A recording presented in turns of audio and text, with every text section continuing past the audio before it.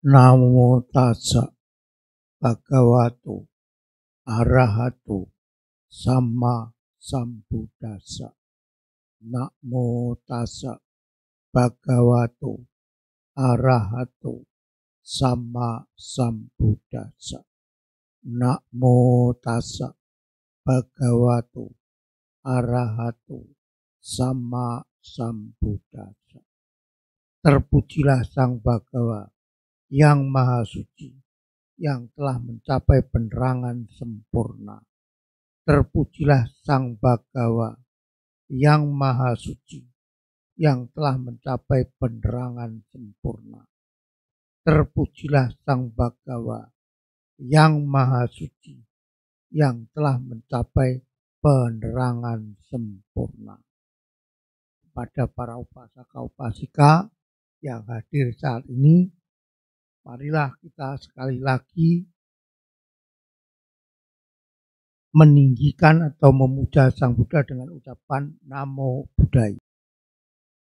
Pada malam hari ini saya akan membawakan tema yaitu ketuhanan yang Maha Esa berdasarkan Buddhisme. Memang di dalam negara kita Indonesia berdasarkan Pancasila, sila yang pertama adalah ketuhanan yang Maha Esa. Lalu bagaimana berdasarkan agama Buddha atau nasihat Sang Buddha di dalam 3 nikaya, yaitu Sutta Panjang yang berjudul Brahma Jala Sutta. Sang Buddha menerangkan Brahma Jala Sutta artinya jala dari Brahma. Siapapun yang terjaring oleh jaring Brahma ini, maka dia akan terjerumus di dalam apa yang disebut pandangan salah. Ada 62 pandangan salah. Mengapa Sang Buddha mengatakan demikian? Ini perlu suatu penjelasan dan pemahaman yang perlu kita renungkan dengan seksama. Karena nasihat Sang Buddha ini boleh dikata bertentangan dengan pandangan-pandangan lain yang berada di Nusantara. Zaman dulu Tuhan Sang Pencipta itu disebut sebagai Brahma. Nah, di dalam Brahma Jala Sutta ini Sang Buddha menerangkan sebetulnya paham tentang Sang Pencipta Tunggal atau Brahma ini adalah berbahaya bagi kita. Karena itu Sang Buddha menerangkan di dalam sutta itu terdapat 62 pandangan salah. Tidak sedikit loh ya, 62. Karena itu kita perlu jeli sekali untuk sering membaca ulang sutta ini supaya Anda paham. Karena kebanyakan, bukan kebanyakan lagi, semua pandangan atau agama di Nusantara ini berdasarkan kepada pencipta tunggal yaitu Brahma. Sang Buddha mengatakan, kalau memang betul ada sesosok Brahma yang menciptakan segala sesuatu, berarti dia menciptakan hal yang baik, juga ikut menciptakan atau mengizinkan terjadinya hal yang buruk. Inilah yang perlu kita waspadai di dalam Buddha Dhamma. Jadi kalau sang pencipta Brahma itu menciptakan sesuatu, tentunya yang tidak baik itu pun juga tidak akan bisa dia meniadakan. Di sini sang Buddha menerangkan, kalau di dalam Buddhis mengenal Pancasila, contohnya sila pertama, hendaknya menghindari, menganiaya dan membunuh makhluk hidup. Tapi kalau berdasarkan Brahma, maka pembunuhan ini diizinkan. Nah ini karena itu baik zaman dulu sampai sekarang ada yang disebut pengorbanan, gitu. Nah, boleh namanya pengorbanan diberikan kepada Brahma sang pencipta. Nah, binatang-binatang termasuk dulu manusia dikorbankan itu adalah karena mereka adalah ciptaan daripada Brahma, diizinkan gitu. Binatang itu adalah ciptaan sang pencipta Brahma, boleh dibunuh tidak apa-apa. Ini berarti bertentangan dengan ajaran Buddha, yaitu metta, cinta kasih. Karena itu kita perlu berhati-hati dan juga perlu kebijaksanaan yang betul-betul sangat-sangat kita pahami. Karena apa? Karena paham ini adalah sangat bertentangan dengan tetangga-tetangga kita yang memiliki paham berkebalikan dengan nasihat sang Buddha. Itu. Jadi, karena itu sang Buddha menolak tentang sesosok makhluk yang difigurkan sebagai sang pencipta segala-galanya. Berarti dia juga menciptakan hal yang baik dan juga yang buruk. Ini berkaitan dengan sila pertama, belum sila kedua, sila ketiga, sila keempat, dan sila kelima. Kalau yang melaksanakan Pancasila, tadi Anda sebagian ada yang memohon 8 sila. Berarti ada hal bertentangan yang dilakukan orang yang melaksanakan 8 sila, bahkan 10 sila. Tuh. Jadi sang Buddha menolak adanya sesosok makhluk sebagai sang pencipta. Lalu kalau berdasarkan agama Buddha atau ajaran Buddha, apakah tidak ada penciptaan? Ada, tetapi bukan dicipta oleh sesosok makhluk yang diagungkan. Siapa yang menciptakan itu? Yang menciptakan adalah hukum sebab akibat yang saling bergantungan, yang juga dikenal sebagai hukum paticcasamuppada. Rumusan dasarnya adalah kalau ada faktor A, maka akan menciptakan faktor B. Kalau faktor A ini lenyap, maka B pun juga lenyap. Berarti dengan munculnya faktor A akan mengondisikan terbentuknya faktor B. Jadi faktor B ini tergantung daripada faktor A. Kalau faktor A lenyap, maka otomatis B ini pun juga lenyap. Itu adalah hukum dasar dari faktor paticca samuppada. Jadi contoh, mungkin ibu-ibu di sini ada yang pandai masak membuat roti. Secara umum mereka akan mengatakan ini roti ini buatan saya. Betulkah? Nah, sekarang kita tinjau lagi. Betulkah ucapan ibu ini roti ini saya yang membuat?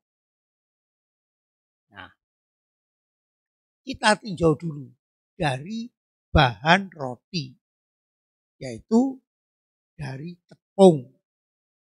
Tepung ada yang dari beras, ada yang dari gandum. Ya, dari beras saja lah. Siapa yang menanam beras atau padi? Apakah ibu yang mengucapkan ini adalah aku yang membuat roti? Kan petani. Nah, kalau ditanya lagi, petani bisakah dia sendirian menanam padi tanpa ada alat-alat cangkul, tanpa ada pupuk, tanpa ada hujan, bantuan dari sinar matahari, bantuan daripada sinar matahari? Nah, jadi ucapan ibu itu tadi adalah tidak tepat. Ini adalah buatanku, ya. Tetapi dari kumpulan faktor-faktor lain itu saya salah satu yang mengondisikan terjadinya kue atau roti itu benar. Karena apa? Karena bahan-bahannya saya tidak bisa membuat sendiri tanpa bantuan dari yang lain. Seperti petani, yaitu yang menanam padi atau gandum. Petani pun juga tidak bisa dia sendirian menanam. Dia perlu alat-alat cangkul, juga perlu pupuk, juga perlu air. Ya kalau sawahnya itu sawah tada hujan, dia perlu adanya hujan. Perlu juga sinar matahari. Nah, semua itu tidak bisa dia lakukan sendirian. Karena itu tidak tepat ibu ini kalau mengatakan bahwa roti ini adalah aku yang membuatnya. Inilah dasar pemikiran dari Sang Buddha bahwa tidak ada sesosok makhluk agung itu sebagai sang pencipta. Tetapi yang ada adalah hukum sebab akibat yang saling bergantungan. Karena itu Sang Buddha juga menasihati, karena kita tidak bisa hidup sendirian, harus ada dukungan-dukungan dari faktor-faktor lain yang kita pun juga tidak bisa sesukanya. Karena itu kita perlulah hati-hati, dan disinilah perlunya pengembangan meta cinta kasih, atau yang tepat adalah Brahma Wihara, meta karuna mudita UPK. Nah, karena kita tidak bisa hidup sendirian. Itu ditinjau dari makanan. Coba kalau kita ulas lebih luas lagi tentang pakaian yang kita pakai yang sedang melekat ini. Apakah dibuat oleh sang penjahit tunggal? Tidak juga. Dia perlu bahan kain yang diolah dari benang. Benang itu pun juga dibuat dari kapas. Nah, kembali lagi, kapas itu juga ditanam oleh petani yang memerlukan bahan-bahan dan kondisi-kondisi pendukung lainnya supaya kapas itu ada. Barulah dia bisa memetik kapas, kemudian kapas perlu dipintal, di pemintalan, kalau sekarang adalah pabrik kain, kemudian setelah terjadi kain, sang penjahit pun juga perlu memotongnya dengan gunting. Apakah dia bisa membuat gunting sendiri, perlu dijahit, apakah sang penjahit bisa membuat jarum sendiri, tidak. Semuanya itu banyak faktor. Dari banyak faktor itu, satu saja tidak ada, maka baju yang melekat pada kita itu juga tidak terjadi. Itulah. Karena itu perlu juga kita memahami hukum sebab akibat atau paticca samuppada. Karena kita hidup itu tidak sendirian, tetapi didukung oleh faktor-faktor lainnya. Bahkan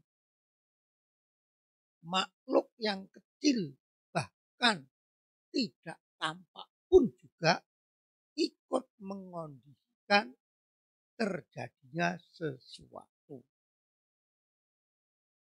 Contoh yang sederhana saja. Anda masing-masing diam di rumah sendiri-sendiri, tetapi Anda dikondisikan oleh kondisi tertentu hingga Anda bisa berkumpul di Dhammasala ini. Rumahnya kan masing-masing, tetapi Anda bisa berkumpul di ruangan ini secara bersama. Tuh, Anda masing-masing ini berangkatnya dari rumah juga tidak sama.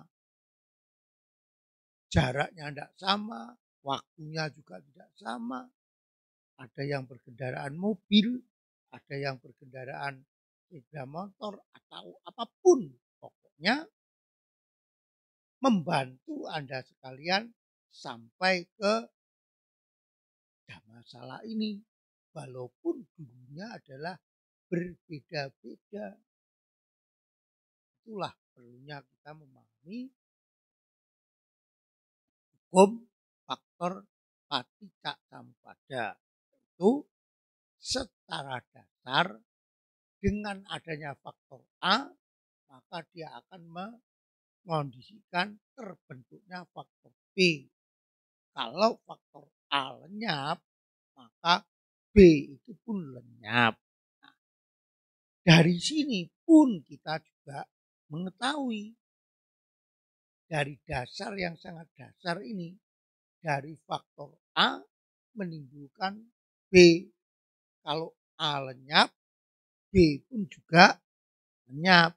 Nah, kita bisa mengetahui dalam praktek dhamma kita dalam kondisi penderitaan itu ada sebabnya. Misalkan penderitaan ini adalah sebagai B. Faktornya A, yaitu apa? Tanda nafsu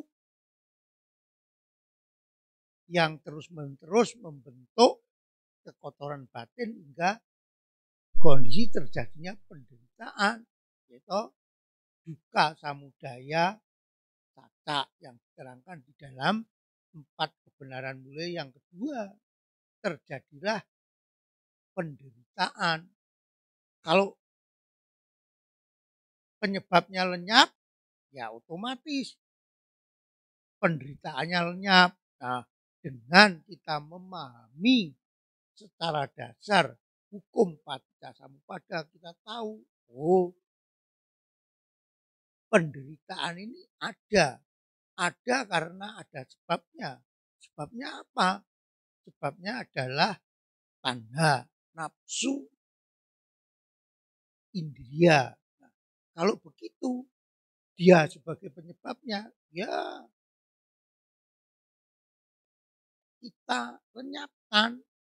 Kalau nafsu itu lenyap, maka penderitaan tidak akan terjadi.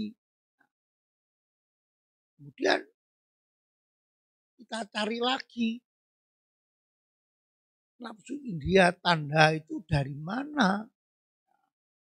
Ya kan tidak mungkin langsung ada, langsung timbul. Nah, nafsu indria namanya saja nafsu indria, tentu dia terbentuknya lewat pintu-pintu indria, yaitu 6 indria, itu mata, telinga, hidung, lidah, tubuh, dan pikiran. Nah, kita sekarang tahu toh, oh tanda itu lewat 6 indria. Saat 6 indria terjadi proses kontak dengan dunia luar yang tidak kita waspadai, maka timbullah kekotoran-kekotoran batin itu. Jadi kita tahu perlunya untuk menjaga 6 indria kita. Jadi apa yang kita lihat perlu kita jaga. Apa yang kita dengar perlu kita jaga. Apa yang kita kecap, apa yang kita rasa atau sentuh, apa yang perlu yang kita pikirkan itu perlu kita jaga.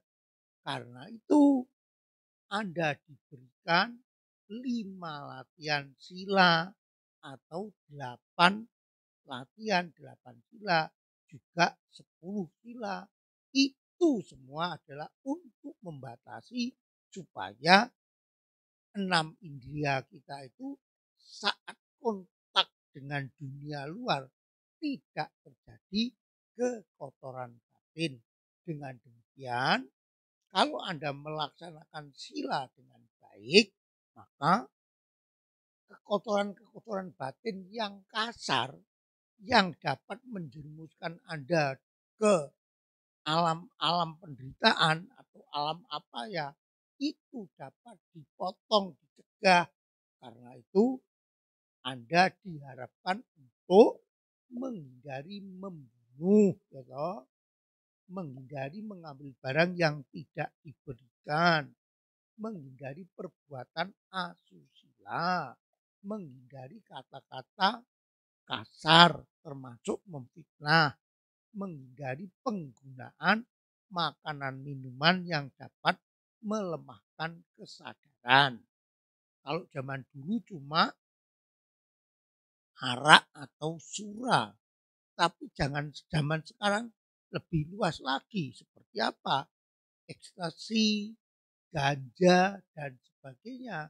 Karena itu Anda perlu lebih hati-hati lagi ketimbang orang-orang zaman dahulu. Ini semua yang mempengaruhi timbulnya tanda yang kalau berkembang terus tanpa adanya pengendalian membentuk kekotoran batin, yaitu keserakahan loba kilesa, kebencian dosa kilesa, ketidaktahuan moha kilesa. Itu dari situ kita tahu. Dengan demikian kita bisa paling tidak mengurangi, misalkan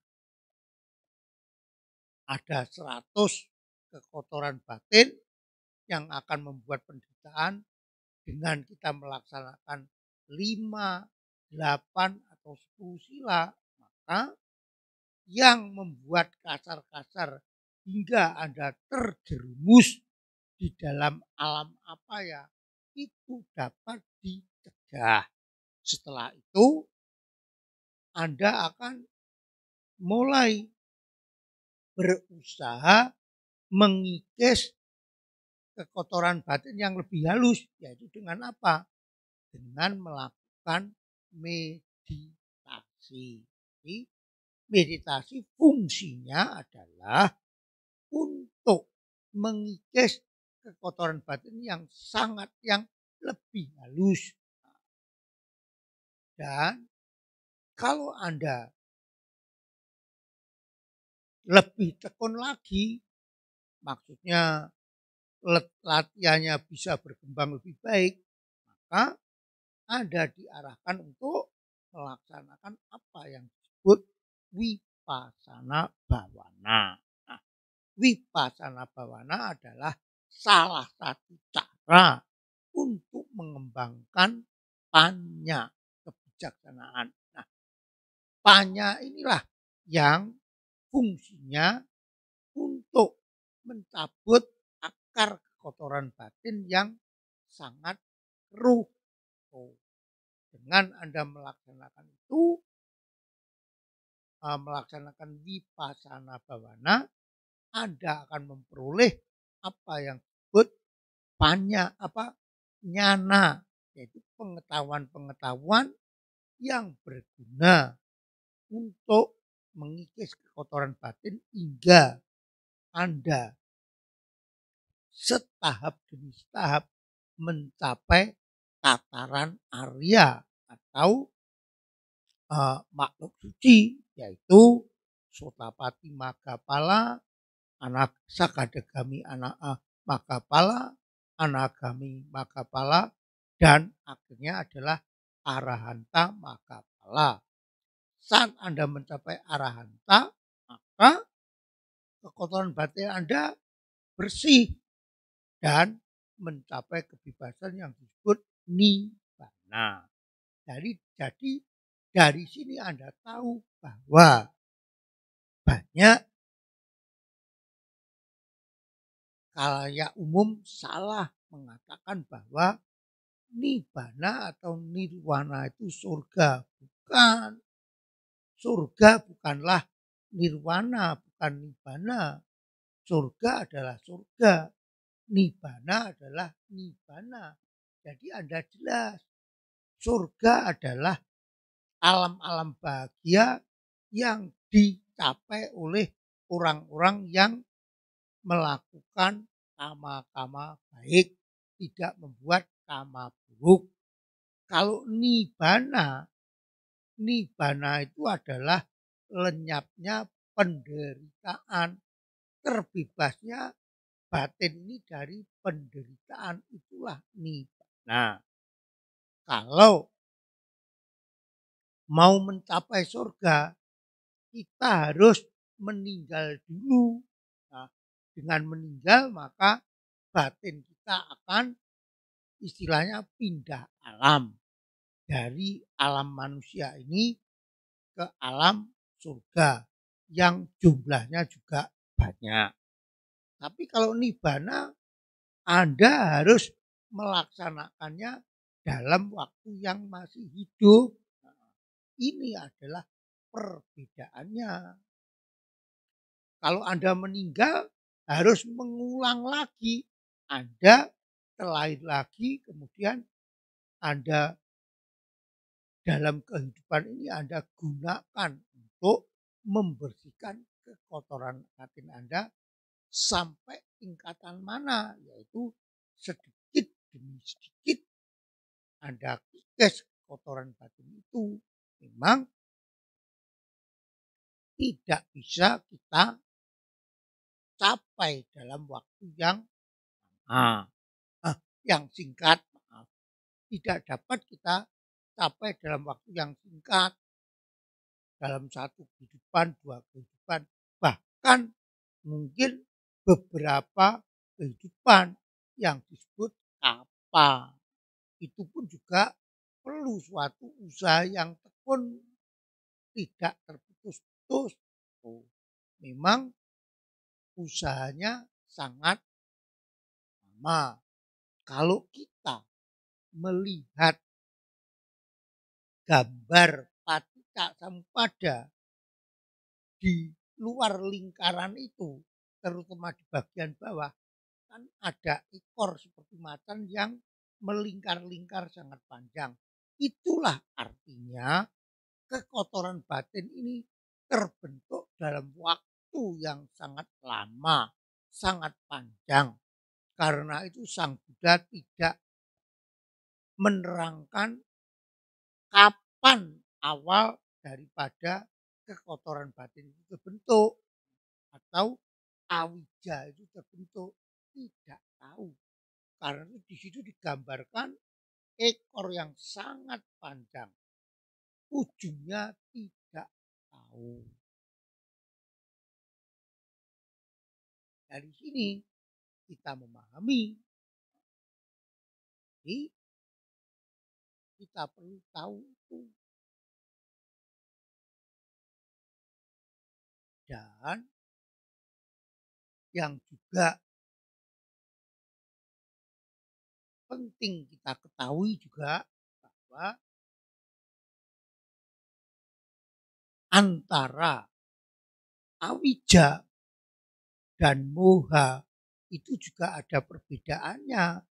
Memang kebanyakan orang mengatakan awija itu sama dengan moha.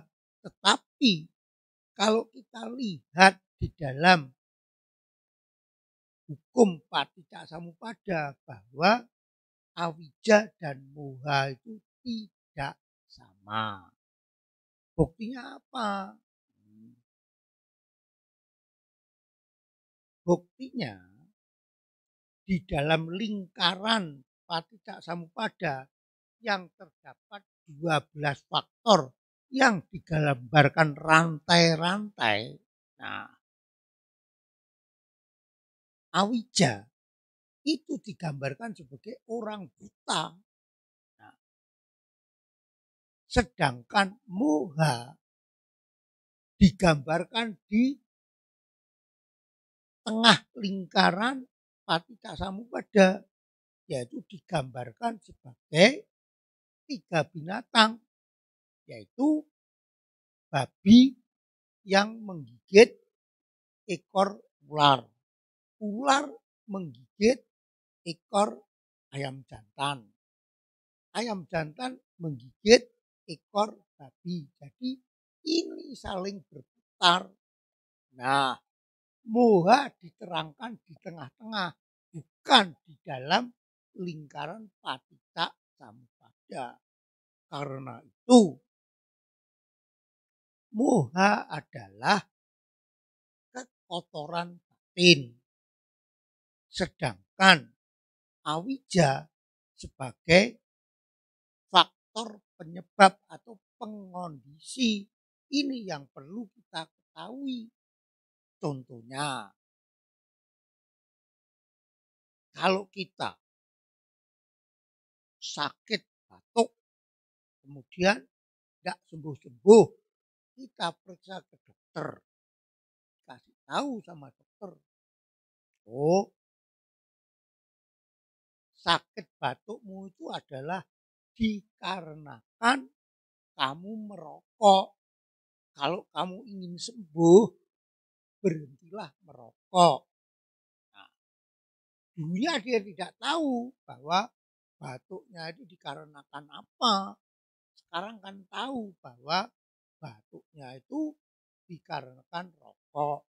Dan kalau mau sembuh itu janganlah merokok.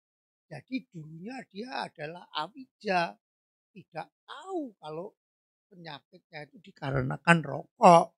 Setelah ke dokter dia tahu, jadi dia memulih pengetahuan wija. Awija itu artinya tidak memiliki pengetahuan.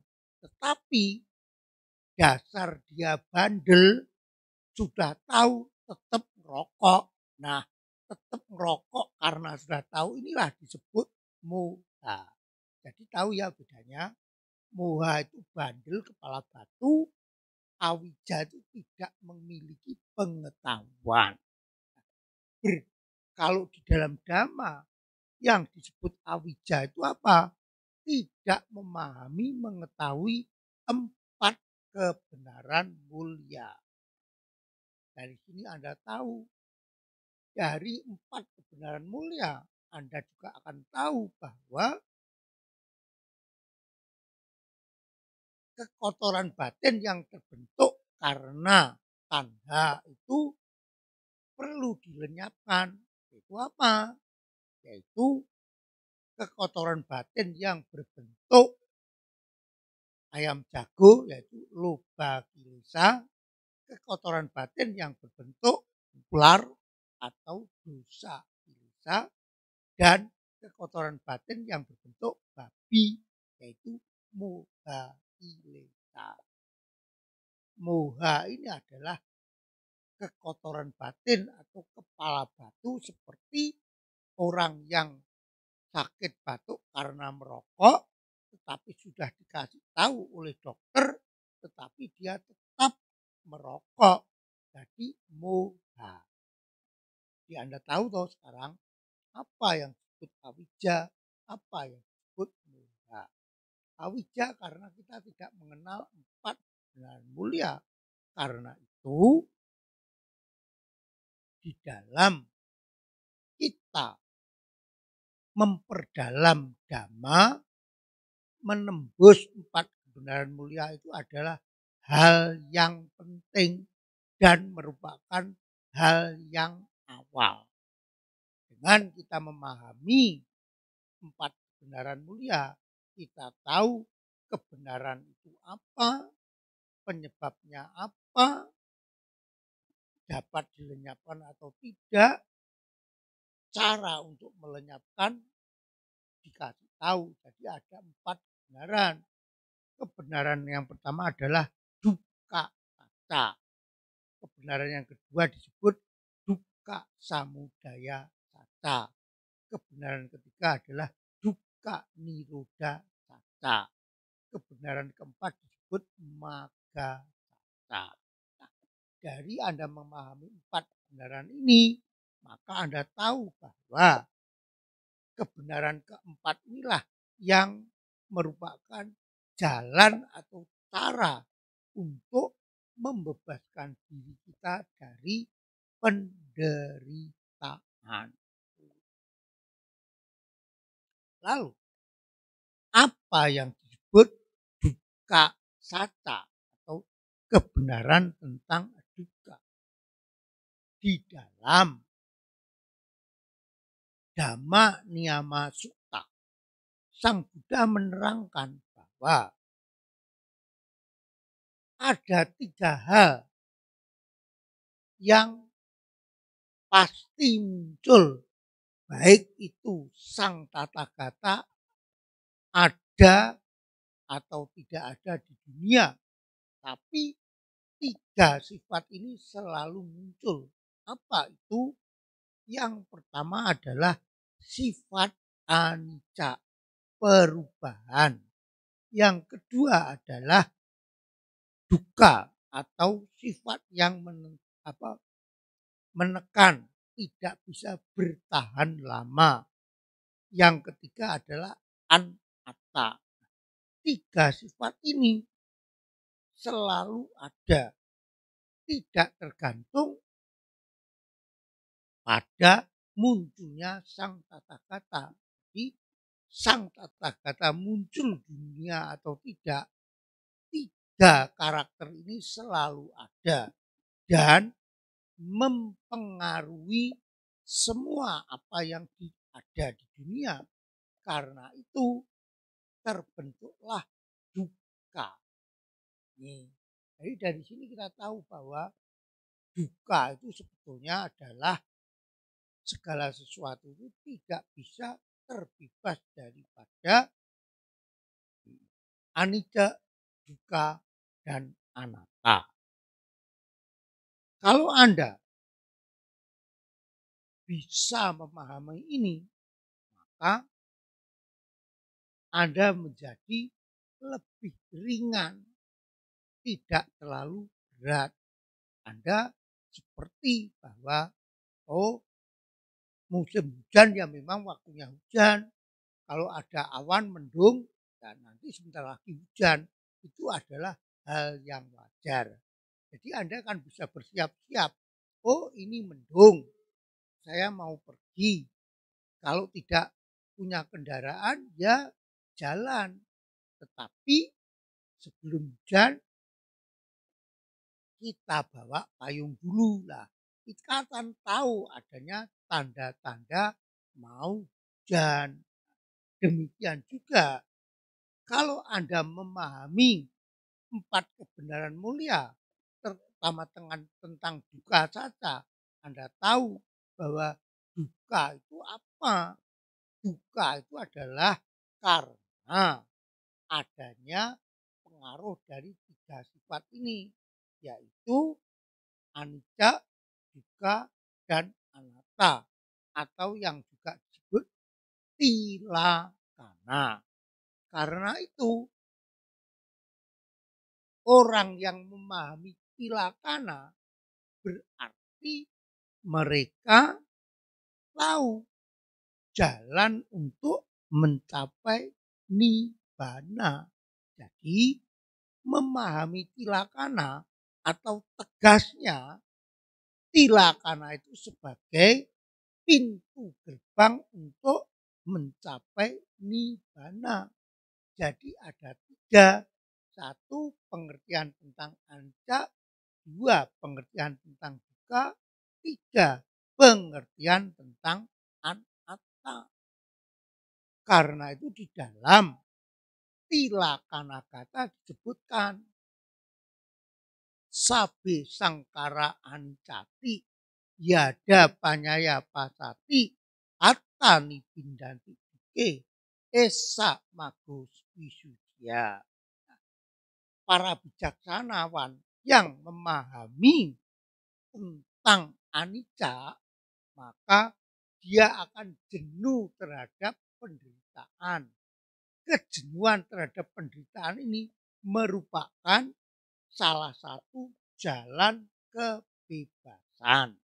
Yang kedua, sabe sangkara dukkati yada panyaya pasati attani pindanti duke esa mago wisudia. Para bijaksanawan yang memahami bahwa dukkha itu adalah penderitaan. Mereka yang memahami ini akan jenuh terhadap penderitaan. Kejenuhan terhadap penderitaan ini merupakan jalan kebebasan. Ini adalah jalan kedua. Lalu sabe dhamma. Kalau tadi adalah sabe sangkara. Tapi yang ketiga ini berbeda. Sabe dhamma anatta. Yada panyaya pasati attani pindanti duke esa mago wisudia. Jadi ada jalan melalui pengertian anicca, melalui pengertian dukkha, melalui pengertian tentang apa? Anatta. Tapi banyak yang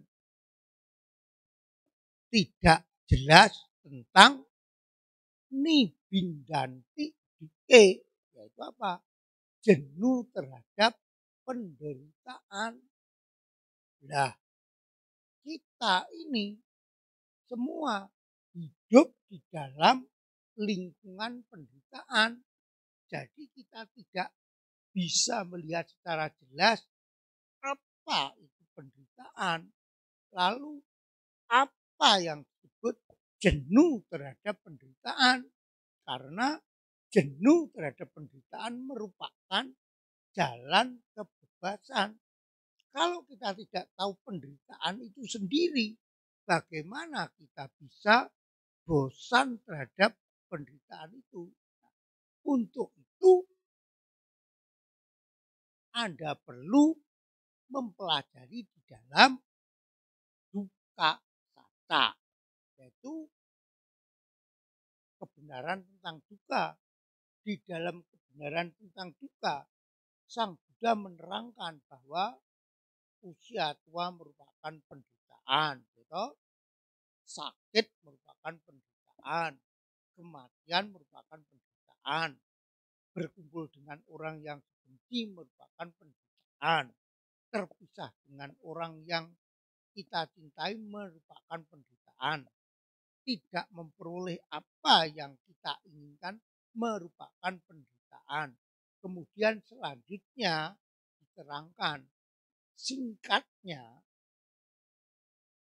penderitaan itu adalah melekat terhadap pancakanda, itulah penderitaan. Nah, inilah jadi yang disebut Sang Buddha itu adalah kemelekatan terhadap pancakanda yang di dalam bahasa Palinya kan disebutkan sangkitena patupa dana kanda duka. Coba singkatnya kemelekatan terhadap pancakanda itulah duka. Pancakanda bukan duka, tetapi kemelekatan terhadap pancakanda itulah yang disebut duka. Ini yang perlu kita pahami. Kalau kita tidak paham itu ya bingung. Apa ya? Nah, kita ini dalam keadaan duka. Kok jenuh terhadap duka yang mana? Nah, ternyata adalah kemelekatan terhadap pancakanda itulah yang disebut duka. Lalu masalah selanjutnya adalah bagaimana supaya kita itu bisa jenuh terhadap pancakanda. Padahal kemana-mana kita itu selalu diikuti oleh pancakanda. Di sini Sang Buddha mengibaratkan ada seorang pasang kekasih yang saling mencintai. Tapi sebagai contoh, ini sebagai contoh aja, si wanita itu tidak setia. Nah, si pria ini memiliki teman yang setia, yang baik maksudnya. Ngasih tahu kepada pria ini, itu pacarmu itu tidak baik, tidak setia. Tapi dia karena sangat cintanya, dia tidak percaya kepada temannya kalau pacarnya itu tidak setia. Tapi sebagai teman yang baik, dia tidak putus asa untuk terus-menerus memperingati temannya itu. Karena terus-menerus diperingati, akhirnya pria ini menjadi ragu-ragu toh, apa betul atau tidak. Ya, untuk membuktikan akan saya selidiki dan akhirnya betul pria ini mulai mengikuti kemana saja pacarnya itu pergi. Dari situ dia melihat sendiri tingkah laku yang tidak setia dari pacarnya. Mengetahui itu, pria ini mulai sedih. Ya, karena dia kan sangat mencintai wanita itu. Kemudian temannya ini memberitahu, sudahlah, dia memang tidak setia, ya sudah, kamu lakukan perjalanan. Nanti dalam perjalanan, satu, bisa melupakan dia. Yang kedua, bisa menemukan pasangan yang betul-betul setia denganmu. Maka dilakukanlah perjalanan itu. Nah, pacar yang tidak setia ini adalah pancakanda yang kemana selalu mengikuti kita. Nah, orang yang setia kepada pria itu adalah Dhamma yang selalu mengingatkan kepada kita bahwa pancakanda itu tidak kekal, bersifat duka, anata, jadi tidak bisa dipegang. Nah, untuk itu Anda perlu mengetahui sifat anicca, suka berubah, dukkha dan anatta. Untuk mengetahui sifat-sifat ini, maka perlu dilakukan pelatihan wipasana bhavana untuk melihat bahwa pancakanda itu memang bersifat anicca, dukkha, anatta yang tidak bisa kita buat pegangan. Dengan Anda melakukan itu, Anda mengetahui, oh jasmani ini selalu berubah. Oh, perasaan ini juga selalu berubah. Oh, ingatan ini juga selalu berubah. Oh, bentuk-bentuk pikiran ini selalu berubah. Dari situ Anda akan tahu. Dari situ Anda akan tahu kelemahan dari pancakanda. Kalau memang demikian, buat apa saya harus selalu menyayanginya? Dengan kita melihat itu bahwa pancakanda itu selalu bersifat anicca, dukkha, anatta, maka akan timbul sifat jenuh kita terhadap pancakanda. Dan kalau Anda bisa melepaskan ikatan itu, maka Anda tidak terlalu menderita. Itulah caranya kita mempraktekkan dhamma, yaitu Sang Buddha akan mengetahui bahwa dhamma mengundang untuk dibuktikan, yaitu ehipako. Dan caranya adalah harus melihat sendiri. Tuh, melihat sendiri. Yata buta nyana dasana. Dengan demikian pengetahuan itu Anda peroleh dari diri sendiri, bukan kata orang lain, bukan karena apa yang tercatat dalam kitab suci, tetapi Anda betul-betul membuktikan sendiri. Nah, contohnya mungkin Anda sering mendengar, membaca bahwa perasaan itu adalah datang dan pergi, datang dan pergi. Anda belum bisa membuktikan. Tapi kalau Anda ikut meditasi, maka Anda pasti bisa membuktikan. Mungkin sekarang pun juga Anda bisa membuktikan. Pertama Anda datang masuk, kaki dan tubuh oke-oke saja. Tetapi setelah Anda duduk bersila, mulai timbul perasaan sakit gitu. Dulu tidak apa-apa, sekarang mulai timbul. Nah, coba kalau Anda tidak perhatikan, Anda tahan, ya udah, katanya perasaan itu selalu berubah. Anda tahan, akhirnya suatu saat Anda mengetahui atau mengalami bahwa perasaan itu hilang, berubah. Artinya sakit itu akan hilang. Dari sini akan timbul suatu pemahaman dhamma yang disebut nyana. Bahwa perasaan itu adalah bersifat anicca. Jadi muncul, berkembang, dan pergi. Dulu Anda hanya cuma tahu secara pikiran atau pengetahuan lewat pengembangan pikiran yang disebut pengetahuan lewat kitab suci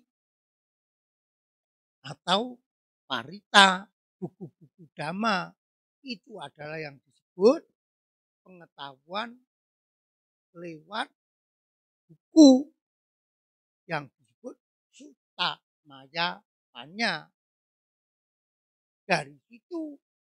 Tapi Anda memiliki pengetahuan yang belum dapat Anda buktikan sendiri. Masalahnya hanya itu. Dan karena Anda selalu diingatkan, maka timbul keinginan Anda untuk membuktikan. Karena itu mulai Anda misalkan meditasi. Dari meditasi itu Anda mulai mendapat pengalaman. Oh, pertama kesemutan, tapi bisa ditahan setengah jam, 45 menit, 1 jam, oh bisa. Dari situ Anda mulai memiliki pengetahuan yang disebut bawana mayapanya. Bukan kata orang, bukan kata kitab suci, tetapi adalah pengalaman batin Anda sendiri. Jadi tingkatan-tingkatan pengetahuan untuk menimbulkan panya itu ada 3 tahapan. Yang pertama disebut sutta maya panya, pengetahuan dari membaca atau mendengar. Kemudian cita maya panya, pengetahuan dari perenungan, analisa kita sendiri. Tapi belum tentu benar, karena itu masih pendapat kita. Baru kalau Anda mengalami sendiri yang disebut bawana mayapanya, baru itu adalah pengalaman yang Anda peroleh dari batin Anda sendiri. Baru itulah pengalaman yang benar. Jadi Anda harus mengalaminya 3 tahapan ini. Contohnya, waktu saya meditasi di tempatnya Bante Kanti Ngangkat. Pada saat itu saya lagi sakit gigi, wah kambuh sakit giginya, cenut-cenut gitu.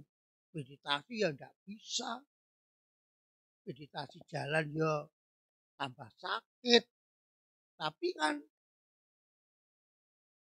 Kanti memberi instruksi, sakit itu adalah perasaan, timbul nanti lenyap. Kalau ada perasaan sakit, catat di tempat yang sakit itu. Sakit, nanti akan hilang. Nah, akhirnya saya buktikan juga gigi saya sakit, ya udah saya catat aja sakit.